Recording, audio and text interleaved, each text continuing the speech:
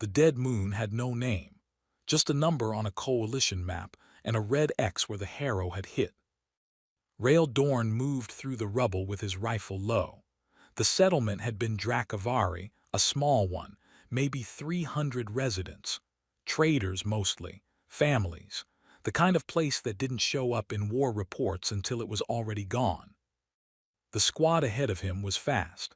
Sergeant Bond was pulling data cores from a collapsed comm tower. Two others were marking salvage tags on anything the coalition quartermaster would want. Nobody was checking the side ruins. Nobody thought there was a point. Rail checked the side ruins. He had learned something in 11 years of ground campaigns. The Harrow always hit fast and moved on. They didn't sweep for survivors. They didn't need to. Their strikes were designed to collapse everything at once: buildings, air supply, thermal shielding. If something survived the first 10 minutes, it survived by luck or by being very small and very still. He stepped over a broken wall and into what used to be a home. The ceiling had come down in one piece, leaning against the far wall like a ramp. Underneath it, sheltered from the strike, was a stone nest, wide, deep, built into the floor the way Dracavari always built them, permanent, generational, meant to last centuries. The adult was dead, a female by the scale pattern. She had curled herself around the nest when the ceiling came down. The impact had killed her instantly. Her body had done the rest, held the debris off the nest like a shield, kept the cold out, kept the hatchlings breathing. There were 3 of them. The largest one had red scales and was already hissing at him, small teeth, tiny claws scraping against the stone. The second one, teal, slightly smaller, had pressed itself against the far side of the nest and was watching him with amber eyes that didn't blink. The third was barely visible, ash-gray, tucked under the teal one's wing, not moving at all. Rail stood there for a moment. The red one hissed again, louder. It was the bravest and most foolish thing he had seen all week, considering he could have crushed all 3 of them under one boot. He did not crush them. He crouched down slowly, set his rifle on the ground beside him, and held out his hand, palm up, fingers open, the way he had read somewhere that you were supposed to approach something that was scared and didn't know your language. The red one snapped at his fingers, missed, hissed again. The teal one watched. The gray one still didn't move. Rail checked the gray one. Still breathing shallow, too slow but alive, probably the youngest, probably hadn't eaten since before the strike. He made a decision. He told himself it was a tactical one. He told himself a lot of things. He pulled the thermal lining out of his pack, the emergency one, rated for vacuum exposure, and spread it out beside the nest. He lifted the red one first. It bit his glove hard enough to leave marks in the material. He set it on the thermal sheet. He lifted the teal one. It went stiff but didn't bite. Then the gray one, carefully, 2 hands, the way you moved something fragile. He wrapped them together, all 3, snug enough to share heat. The red one was still furious. The teal one had stopped being stiff and was now watching his face with an expression he could not read. The gray one made a sound, not a hiss, something smaller, something that did not belong on a battlefield at all. He tucked them into his pack, the main compartment. He moved his rations and his spare charge packs to the outer pouches. He made room. It was not a large pack. Dorn, Bond's voice on the comm. We're pulling out, dropship in 8. Copy, Rail said. He looked at the dead female in the nest for a moment. There was nothing he could do for her. There was nothing anyone could do for any of the 300 people who had lived here. That was the nature of being 8 minutes behind the Harrow. He adjusted the pack straps, careful not to compress the main compartment. He picked up his rifle. He walked back through the rubble, rejoined the squad at the extraction point, boarded the dropship, and sat in the far corner with his pack on his lap instead of the overhead rack. Bond glanced at him, looked at the pack, looked at Rail's face. Said nothing. The dropship lifted. The dead moon fell away beneath them. Through the small viewport, Rael watched the settlement disappear into the gray surface, just another cluster of ruins on a rock with no name. He felt something move against his spine. Slow, rhythmic, 3 small heartbeats through the thermal lining pressing against his back. The red one had stopped biting. The teal one had gone still in the way that meant calm, not fear. The gray one was breathing deeper now, warmer, steadier. Rael stared at the back of the seat in front of him and said nothing. He told himself he would figure out what to do when they reached the ship. He would report it through the right channels, file a Zenobio intake form, hand them off to the appropriate department. He told himself that for the entire 4-hour transit back to the warship. He almost believed it. The first night, the red one chewed through a power cable. Not a small cable, not a spare. The primary thermal regulation line running under the floor panel of Rael's bunk quarters, the one that controlled heat distribution for his entire section of the deck. By the time the ship's maintenance system flagged it, 17 crew members had filed cold complaints, and a junior technician was crawling through the subflooring looking for a rodent.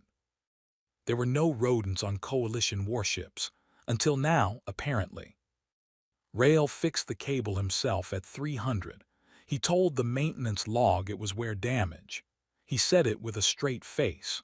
The red one watched him work from the corner of his bunk, scales glinting in the low light, looking deeply unbothered. Rael pointed at her, she hissed. He went back to soldering. He had named them by the second day, which he would later identify as his first real mistake. Not because names were sentimental, they were just practical. He needed to call them something when whispering urgently at them to get back in the pack before someone opened his door. Sierra for the red one, because she acted like she owned every room she entered. Kavu for the teal one, because she observed everything with the patience of something twice her age. Nyx for the gray one, because she was quietest, and because she had taken to sleeping attached to his forearm like a small, warm anchor. The problem with Nyx was that she would not let go, not during meals, which he now ate at his bunk instead of the mess hall, not during his equipment checks, not when he slept. She had decided with complete finality that his left arm was her territory, and she defended it from Sierra with a ferocity that was disproportionate to her size. Kavu was the strangest of the three. She did not chew things. She did not attach herself to him. She sat in front of his terminal, inches from the screen, and watched. Whatever he left open, navigation feeds, crew logs, translated Dracavari cultural archives he had quietly pulled from the ship's Zenobio database. She watched all of it with the same calm, amber eyes. He started leaving the cultural archive open on purpose. He told himself that was also tactical. On day 3, Bond found them. He had come to return a charge pack he had borrowed 2 weeks earlier. He opened the door, saw Sierra standing on Rael's footlocker with a piece of thermal wire in her mouth, and stood in the doorway for a full 10 seconds without speaking. Then he said, "Those are dragon hatchlings." "Dracavari," Rael said. "Right," Bond said. He stepped inside and closed the door. "How long?" 3 days. Bond looked at Nyx on Rael's arm. He looked at Kavu at the terminal. He looked at Sierra, who had begun chewing the wire more aggressively now that there was a larger audience. "What are you feeding them?" That was the other problem. Standard Coalition ration protein, the compressed blocks that made up 60% of Rael's daily intake, was mildly toxic to Dracavari biology. He had learned this on day 1 when Sierra ate a corner of his ration block and spent 2 hours looking deeply unwell. He had learned it more thoroughly on day 2 when he found the relevant entry in the Zenobio database and spent an hour staring at the chemical breakdown feeling like the worst person in any known star system.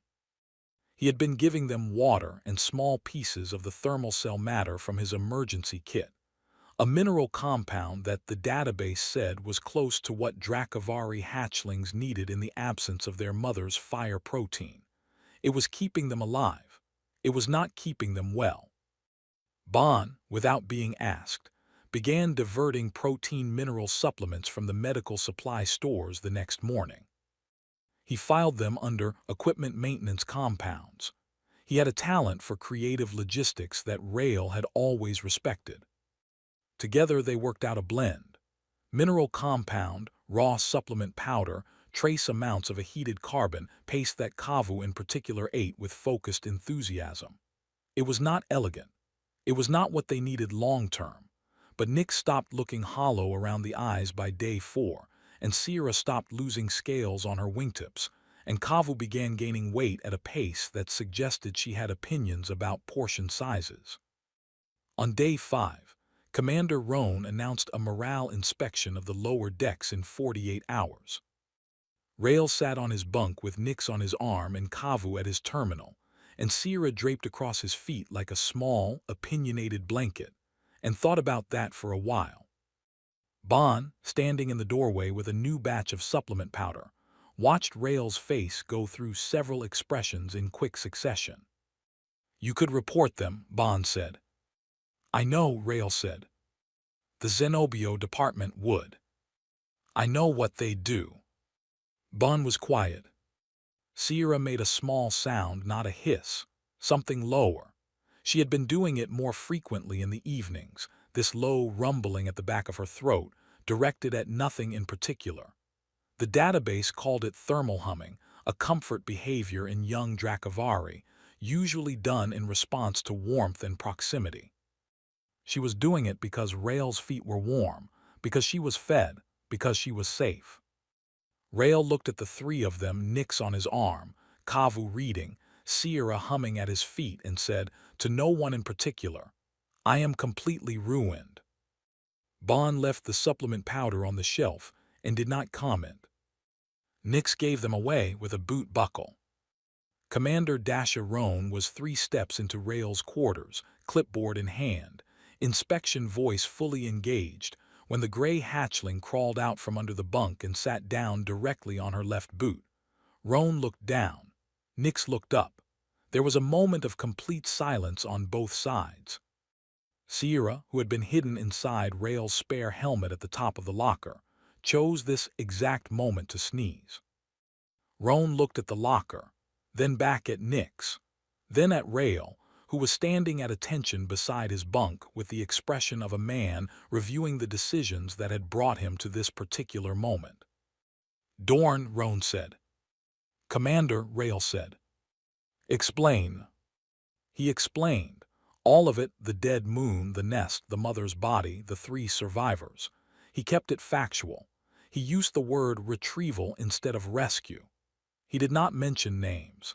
He did not mention that Kavu had been teaching herself Coalition Standard from his terminal for 5 days and could now read basic navigation headers. Roan listened without interrupting. That was somehow worse than if she had yelled. When he finished, she looked at the 3 hatchlings, Nix still on her boot, Sierra on the locker, Kavu having emerged from behind the bunk to observe the proceedings with her usual unblinking patience, and she said, "They have no clan markings." "No," Rail said. "Which means no registered lineage, no political affiliation, no legal custodian under Dracavari code." "That's correct." She closed her clipboard. "I'll contact the refugee councils."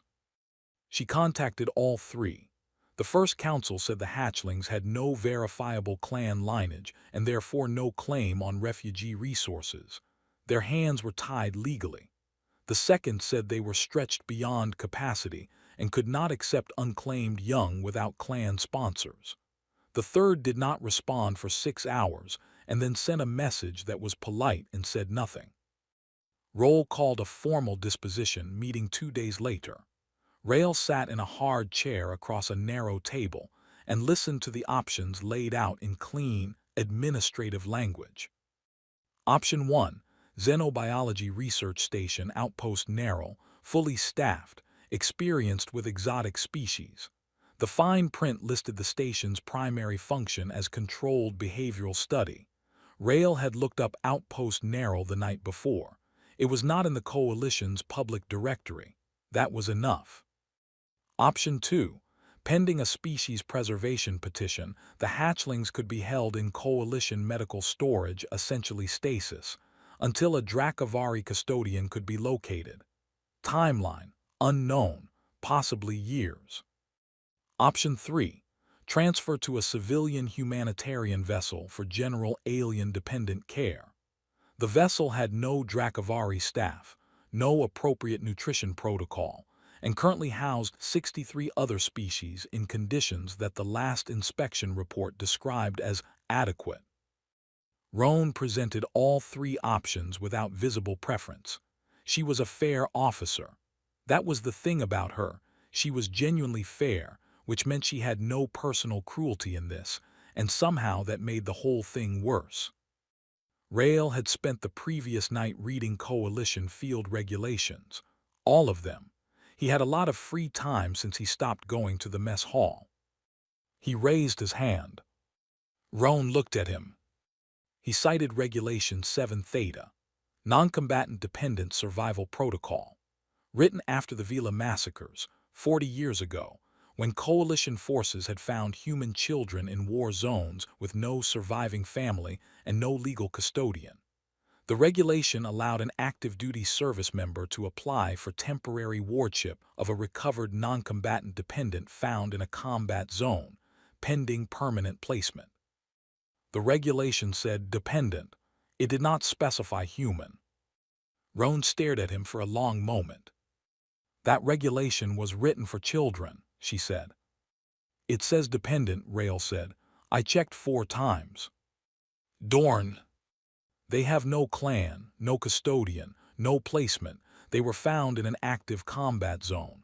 He kept his voice flat. He had practiced the flat voice. Under 7 Theta, I meet every condition for temporary wardship application. The legal officer in the corner of the room had been very quiet for the last 2 minutes. She now made a small sound that might have been agreement, or might have been the sound of someone who did not want to be responsible for whatever happened next. Roan looked at the legal officer. The legal officer looked at her tablet and then, carefully, looked at the wall. Roan looked back at Rael.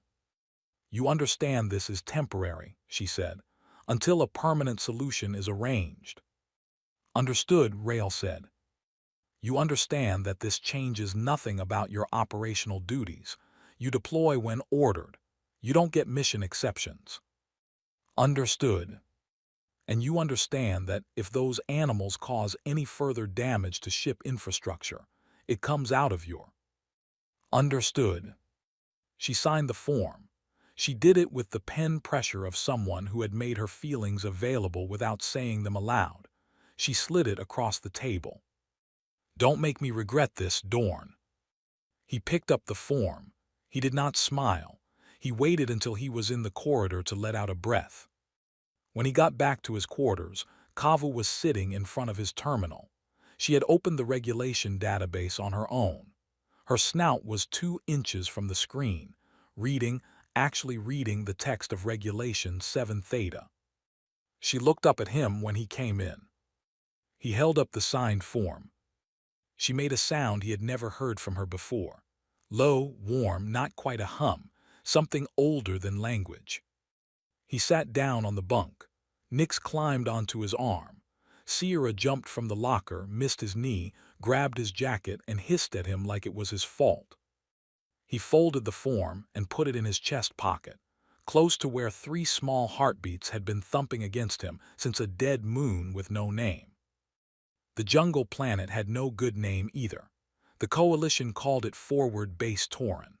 The locals, a small amphibious species called the Veth who had been farming its river deltas for 400 years, called it home, which was not a name anyone in the coalition thought to ask about until much later.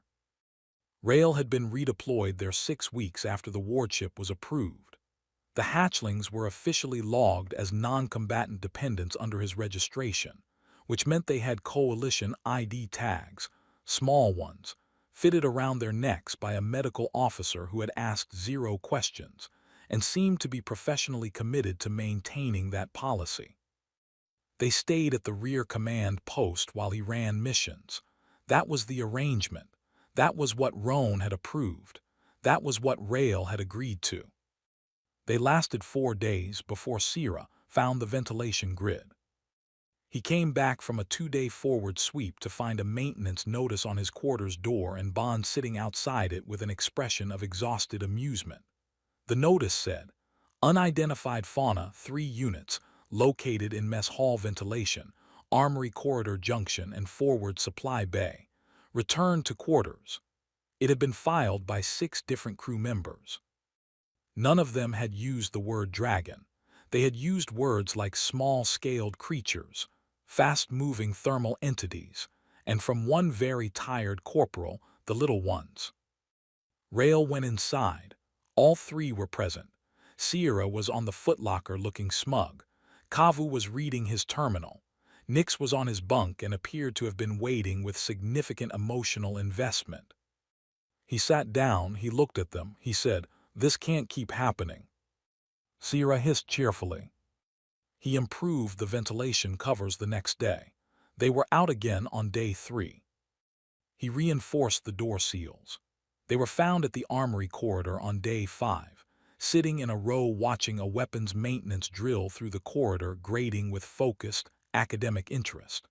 The drill sergeant had noticed them halfway through, finished the drill anyway without comment, and then submitted a request through Bond asking whether the dependent fauna were allowed to attend future sessions for educational purposes. Rael had stared at that request for a long time before filing it under problems for later. On the 4th escape, he found them himself. He had come off a rough patrol, 2 contacts, no casualties but close, the kind of night that left static in his head for hours. He was checking the perimeter before heading in when he saw 3 small shapes sitting on the forward wall in the dark, still as stones, looking out at the jungle tree line. He climbed up and sat beside them without speaking. The jungle at night was loud, creatures calling in the canopy, rain somewhere in the distance, the low hum of the base's perimeter field. Kavu's eyes were tracking movement in the trees. Sierra's scales were puffed slightly against the cool air. Nix was pressed against Rael's side the moment he sat down. He stayed quiet for a while. Sometimes silence was the whole conversation. Then Kavu spoke. Her coalition standard was broken and slow, built word by word from whatever she had pulled out of his terminal over the weeks. But she got it out, one piece at a time, the way you move through unfamiliar terrain, carefully, testing each step. She asked him why he kept leaving, why he came back tired but kept going, what he was fighting for out in the dark when he could not see the end of it. Rael looked at the tree line for a while. He told her he did not always know. He said that was the honest answer, and she deserved honest answers. He told her some days the reason was as small as the person standing next to you, and some days it was bigger than he could hold in one thought, and most days it was somewhere in between. He told her the one thing he was always sure about, the one thing that stayed clear even when everything else was static, was that the 3 of them deserved to exist in a galaxy that wasn't trying to unmake them. He wasn't sure how much she understood. Her standard was still young. His Dracavari was near 0, but she watched his face while he talked the way she watched everything with her whole attention, like she was reading him the same way she read his terminal, storing it, processing it. Sierra made a sound beside him. He glanced over. She was trying to breathe fire. He had seen her attempt it twice before, little bursts of effort that produced nothing, or at best a faint warmth against his palm. Dracavari hatchlings didn't develop fire breath until their secondary throat chambers matured, usually around the 4-month mark. She was close. He could tell by the way she held her neck now, the angle different from before. She exhaled.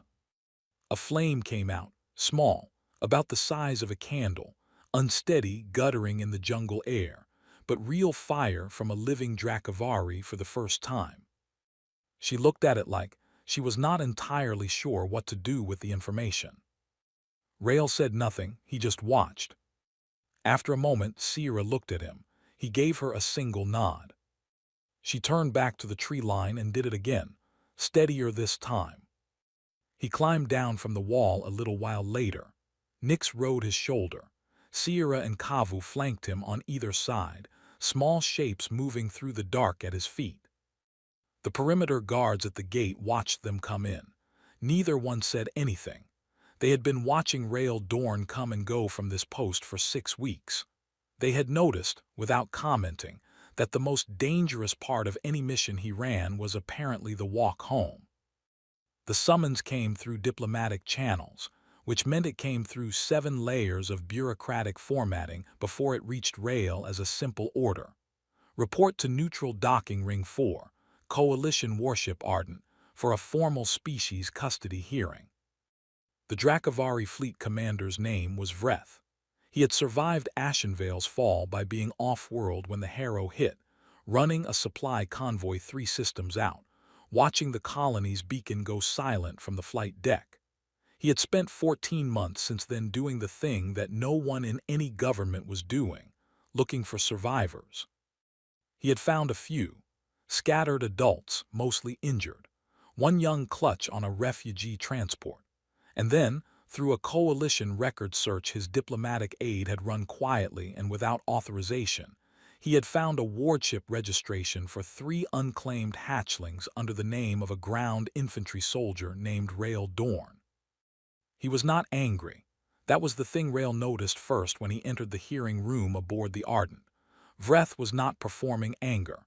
His scales, deep bronze, darkened at the edges with age, were still. His voice, when he spoke through the translation unit, was measured. He was a grieving elder, not a hostile opponent, and the precision of that distinction made the whole room quieter. He made his case clearly. The hatchlings had no clan mark, yes, but they were Dracavari. They carried genetic lineage from one of the oldest remaining bloodlines on Ashenvale. They deserved to know what that meant. They deserved their language, their fire songs, the names of their ancestors, the rituals that marked each stage of their growth. A human soldier, and Vreth was careful to say this without contempt, could not provide those things. No matter how capable, no matter how committed, a human warrior was not equipped to raise Dracavari young. The Coalition legal observer wrote everything down. Commander Roan sat in the corner and watched Rael's face. Rael sat still and did not argue, because Vreth was right. He knew it.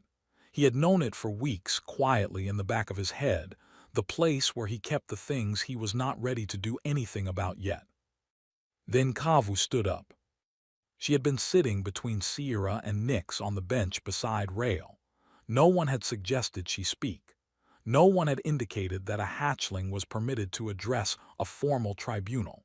She stood up anyway, because she had read enough coalition regulations to know that no one had specifically said she couldn't. She spoke in coalition standard first, slow and careful, the way she always spoke, choosing words like she chose footholds. She said she knew what she had lost.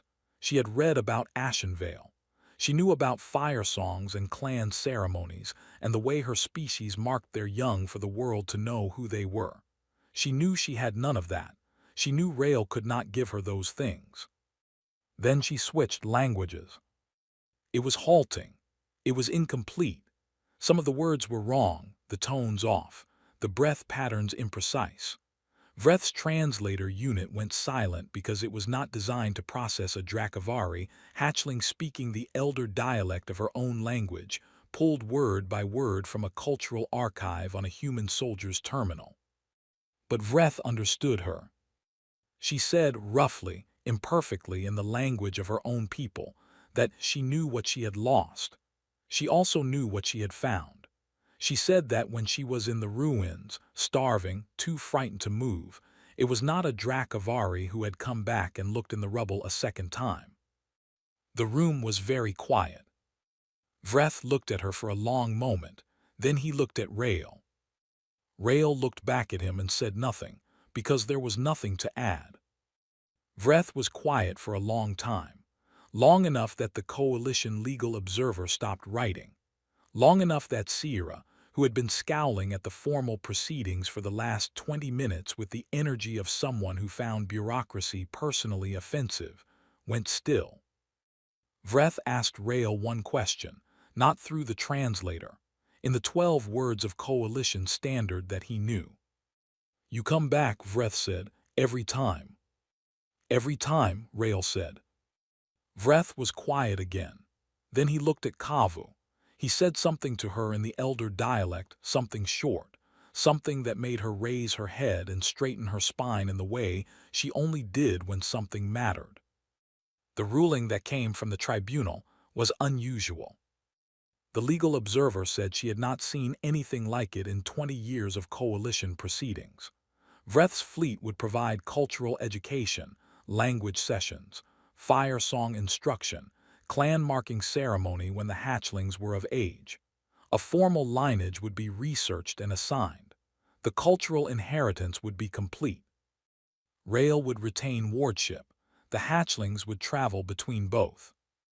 No one got everything. Everyone got what mattered.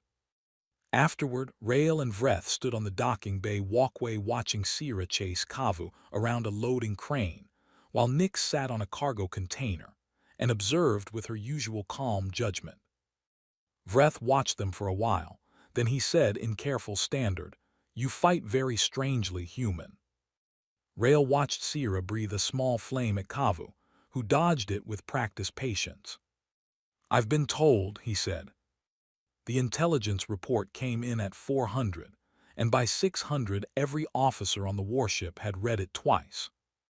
A Dracovari vault sealed pre-war, containing 112 viable eggs from 7 different bloodlines, had been located on a derelict station near the front line.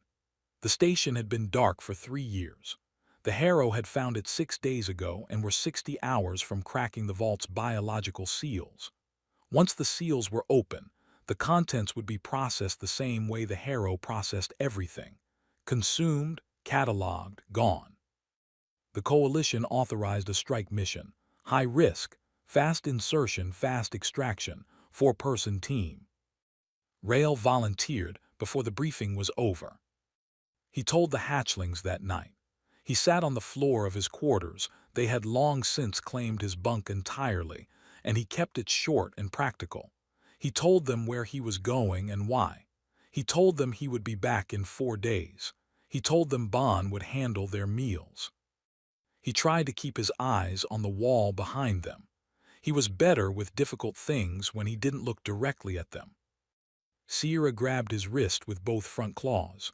Not hard, not a bite, just held on the way she hadn't done since the first month. Kavu stood and pressed her forehead to the back of his hand slowly, deliberately. He had seen that gesture in the cultural archive. He had seen Vreth do it to 2 of his crew when they left for a dangerous transit. The database called it a bond mark, a Dracovari gesture that said, "You are known to me and I will hold that until you come back." He had not expected to be on the receiving end of it. He held still and let her. Nyx was last. She didn't do anything complicated. She just said, "Please, don't leave us behind." 6 words, the clearest she had ever spoken. No hesitation, no wrong sounds. Rael looked at her then. He hadn't meant to, but he did. He said, "I'll come back." He went anyway, because someone had to, because that was the truth he had told them on the perimeter wall, and he didn't have a different one. The station was a maze. Old Coalition design, pre-war era, the kind built for deep storage with no thought to navigation ease. The Harrow had already breached the outer ring. The team moved through the dark with IR visors and minimal comms, and everything that could go wrong started going wrong around hour 6. They lost Terran at the 3rd junction, a pressure charge, fast, no warning. They lost Corsa at the vault antechamber, buying time for Rael and the last team member, a young tech named Fala, to get the vault's biological seal into extraction mode. Rael took a concussive blast from a Harrow Sentinel unit while covering Fala at the vault door. His left ear went out completely. The world went sideways and loud in the way that meant something structural had shifted in his head. He finished the cover anyway. He dragged himself upright and he finished it. The vault opened. 112 eggs, each sealed in individual cryo casing, reading viable. Fala got the emergency beacon out. The extraction shuttle was there in 40 minutes. They came back on day 6. 2 days late, Corsa and Terran in the ship's memorial database. One ear that would never fully come back. Rail's armor held together in 3 places with field patches that the maintenance officer would later describe as creative. He walked into the rear post at forward base Torin in the early morning. The jungle was doing its loud thing. The light was gray and wet.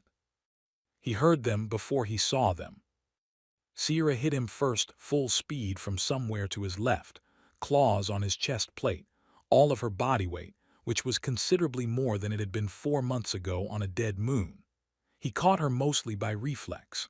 Kavu hit his right side a half-second later, quieter but no less forceful, her forehead pressing immediately to the side of his jaw, bond mark again, held there.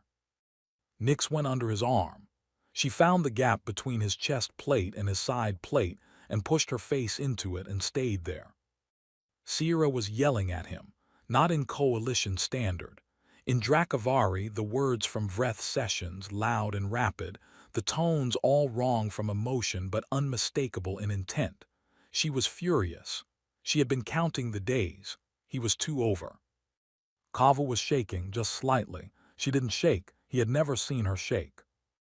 Rail sat down on the floor of the embarkation bay. Not because he chose to. Because the 3 of them and the weight of the week and the ringing in his left ear all arrived at the same time, and the floor seemed like the right place. He sat there in battered armor with all 3 of them piled across him, Sierra still talking. Kavu pressed against his neck, Nyx not moving from his ribs, and he held on. Bon was standing in the bay doorway. He had been there since the comms reported Rail's shuttle on approach. He watched all of it and said nothing for a long time. Then quietly, to no one in particular, never seen anything like that in this whole war. Rail Dorn, 38 years old, veteran of 11 campaigns, 1 ear ringing and armor in pieces, thought about the vault, the eggs, Corsa and Terran, the 4 days that became 6. He thought about Nyx's 6 words. He thought this was the only mission that was never in doubt.